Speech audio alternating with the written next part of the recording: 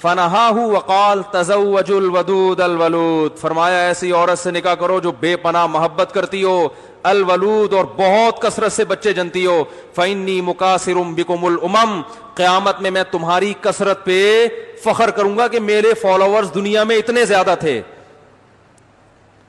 کیونکہ ایمان والا بچہ پیدا ہو جانا ایک مسلمان تو آج دنیا میں جتنے مسلمان ہیں آپ بتاؤ، ہمارے ماں باپ اگر نسل روکتے تو آج اتنے مسلمان ہوتے؟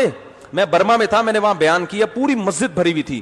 میں نے کہا مجھے ایک بات بتاؤ، آپ لوگ کتنے فیصد؟ انہوں نے کہا 20% ہیں، ویسے زیادہ لیکن گورنمنٹ کی کیلکولیشن کے مطابق 20%. میں نے کہا یہ 20% جو آپ برما میں مسلمان ہو اور آپ پہ ظلم ہو رہا ہے، تو مجھے یہ بتاؤ یہ 20% کیوں ہو؟ کیا کسی نے دعوت دے کر آپ کو مسلمان بنایا ہے؟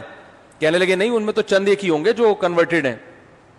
میں نے کہا اس لیے ہو کہ آپ کے والدین نے نسل نہیں روکی، باپ دادا نے بھی نہیں روکی، والدین بھی. اگر آپ کے والدین اور باپ دادا دو بچے پیدا کر کے جاتے تو آج آپ 10% ہوتے. تو برما میں مسلمان جتنا پٹ رہے ہیں اس سے دگنا پٹتے ہیں، کیونکہ ڈیفنس کی ابھی تو پھر بھی ایک بڑی آبادی ہے نا، ڈر ہوتا ہے کہ یہ امڑ کے نہ آ جائیں، اور زیادہ ظلم ہوتا.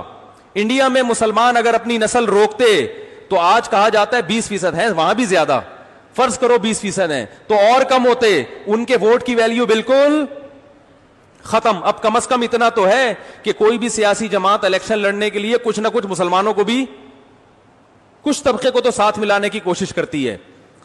تو اگر یہ تعداد اور دگنی ہو گئی انڈیا میں تو مسلمانوں کی اگلی نسل میں ووٹ کی طاقت دگنی ہو جائے گی کہ نہیں ہو جائے گی؟ تو غامدی صاحب کو کہنا چاہیے تھا کہ انڈیا کے مسلمانوں، ہندو جو ہمیشہ جو متعصب ہندو جیتتے ہیں اس کی وجہ یہ ہے کہ ان کی تعداد، ان کا ووٹ بینک انڈیا میں زیادہ ہے. آپ بہت تیزی کے ساتھ نسل بڑھاؤ تاکہ اگلی نسل میں آپ کا ووٹ بینک، اس کی قوت بڑھ جائے.